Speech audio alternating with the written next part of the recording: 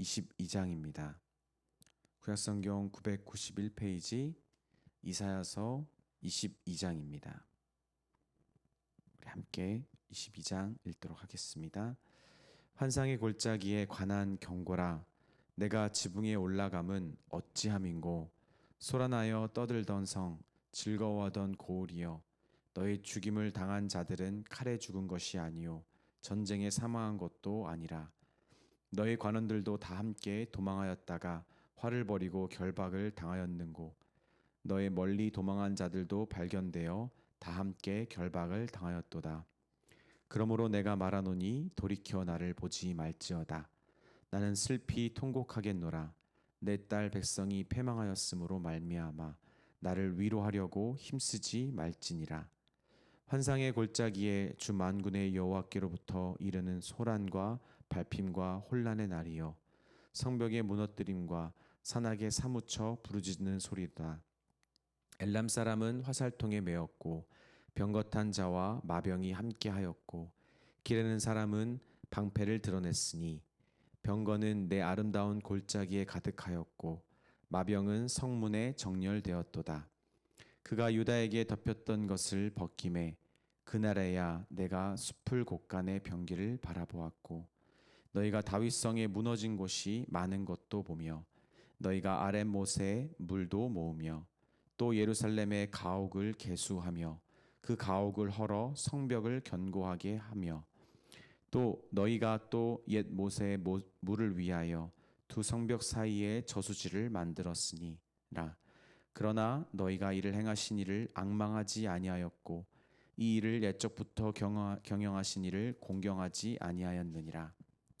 그날에 주 만군의 여호와께서 명령하사 통곡하며 애곡하며 머리털을 뜯으며 굵은 배를 따라 하셨거늘, 너희가 기뻐하며 즐거워하여 소를 죽이고 양을 잡아 고기를 먹고 포도주를 마시면서 내일 죽으리니 먹고 마시자 하는도다.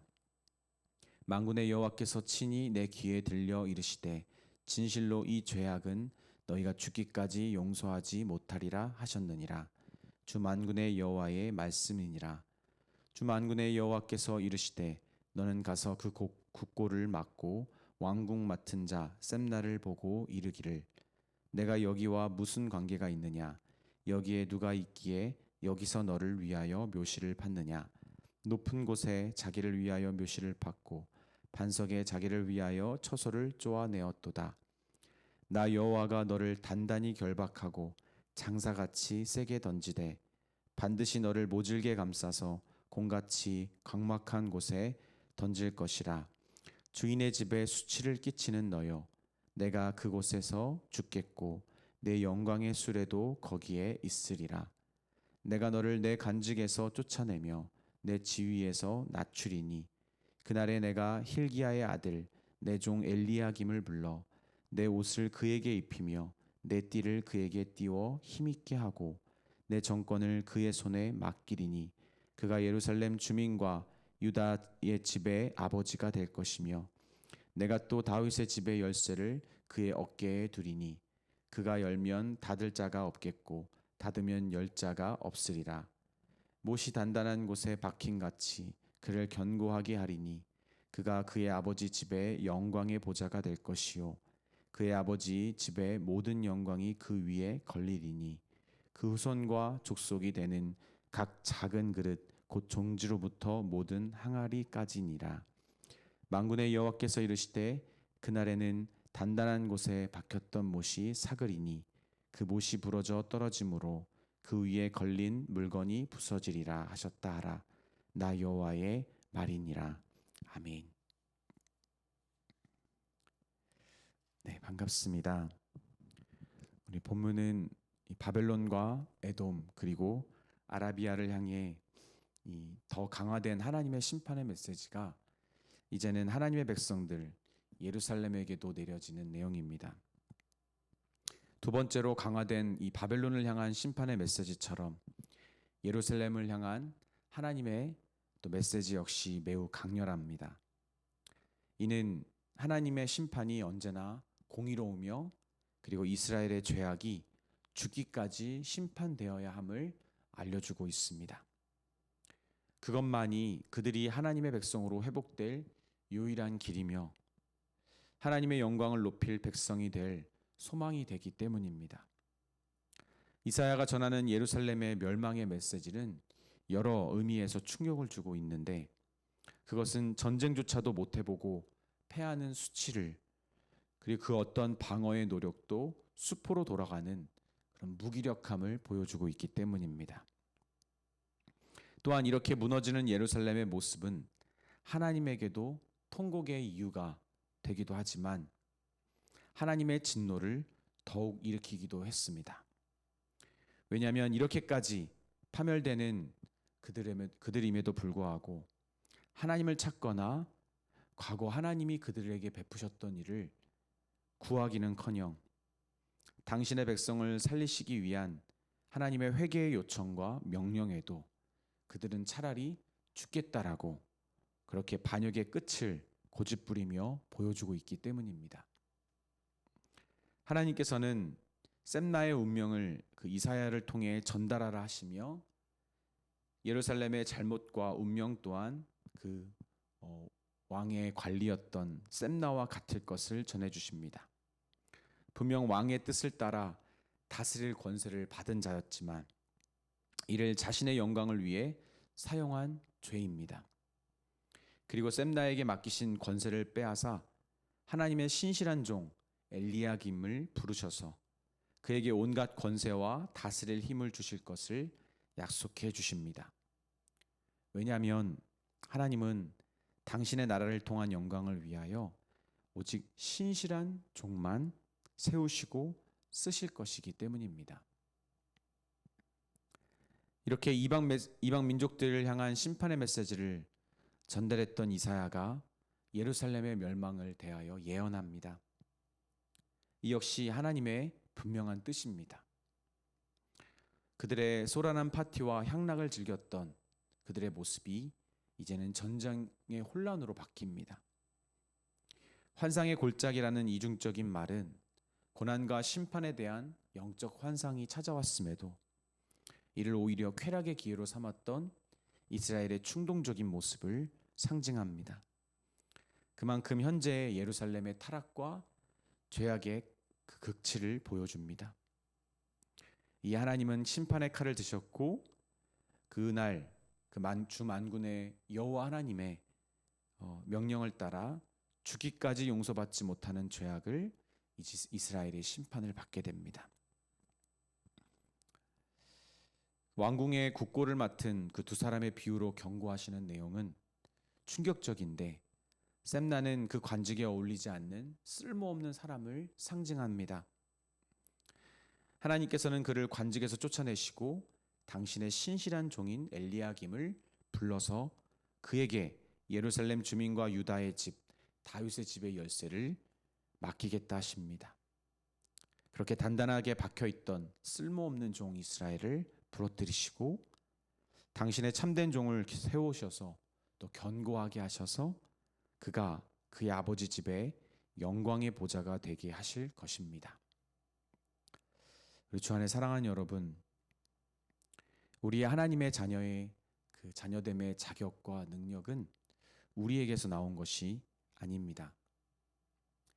우리가 그동안 보았던 것처럼 비정통이지만 사울도 여로보암도 하나님이 특별히 세워주신 왕권과 그 약속을 받았죠. 그들의 그 자격과 능력은 하나님의 약속에 근거한 것입니다. 그래서 그 약속을 붙잡으면 되는 것이었는데 그들은 스스로가 무자격이라는 것을 견딜 수 없었습니다.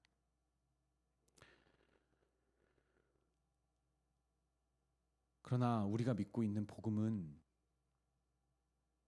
우리를 구원하시되 우리가 행한 바 의로운 행위로 말미암지 아니하고 오직 그의 공의하심을 따라 중생의 씻음과 성령의 새롭게 하심으로 하신 그런 복음입니다.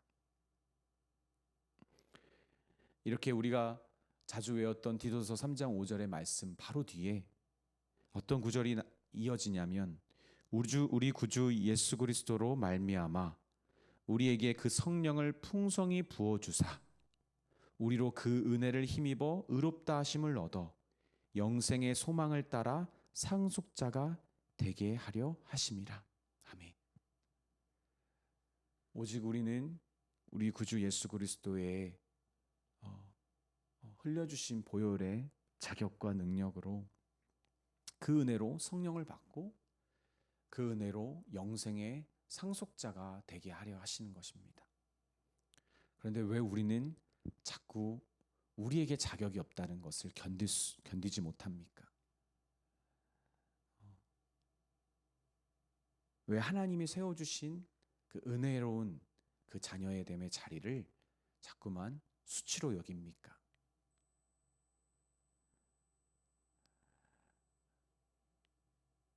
디도서 3장 6절 7절에 이어 마지막 8절이 가장 우리에게 또 중요한 메시지를 던지고 있는데, 이 말이 밉보도다 원하건대 너는 이 여러 것에 대하여 굳세게 말하라.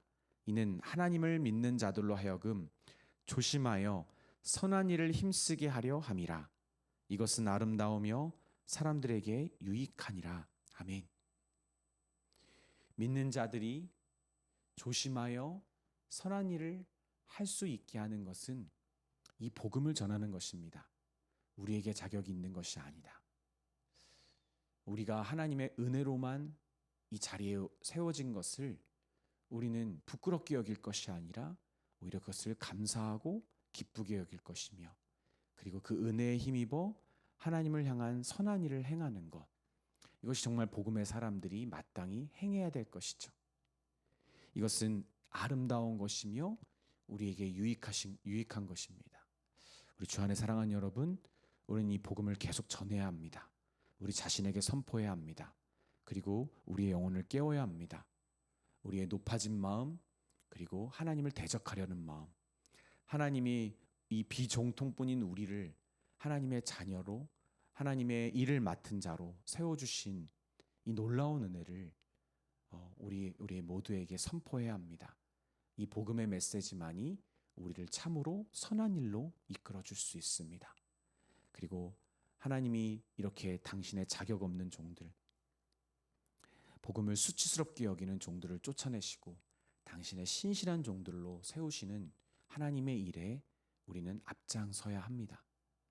오늘 하루 우리에게서 자격과 능력을 찾으려 하지 않고 오직 우리 주 예수 그리스도에게 자격과 능력을 찾으며 그것에 근거하여 하나님이 우리에게 주신 선한 일에 힘써 앞장서는 저 여러분이 되시기를 주님의 이름으로 빕니다. 아멘. 기도하시겠습니다. 하나님 아버지, 우리 자신을 바라볼 때 부끄럽고 자격 없는 모습이 가득합니다. 하나님, 그것이 맞습니다. 우리가 이 자리에 있는 것이 우리의 어떠함으로 있는 것이 아닙니다. 주님, 이것을 부끄럽게 여기지 않게 해주세요. 또한 자꾸만 하나님의 일을 조금 할 때마다 이것이 나의 근거한 것이라고 착각하지 않게 해주세요. 하나님이 이 나의 교만과 이런 하나님을 대적하려는 이 은혜를 모르는 마음을 심판하려 하실 때에 하나님의 그 통곡하시는 마음을 우리가 깨달아 아버지 주님, 마땅히 이 마음이 하나님 안에서 심판받고 오직 새로워진 마음, 은혜를 아는 마음으로 하나님을 위하여 살아갈 수 있는 주님의 신실한 종 되게 해주세요. 이 복음의 메시지를 끊임없이 우리 자신과 또 세상에 선포하여 복음의 아름다운 일꾼들이 되기를 원합니다. 예수님의 이름으로 기도드립니다. 아멘. 우리 함께 기도하시겠습니다.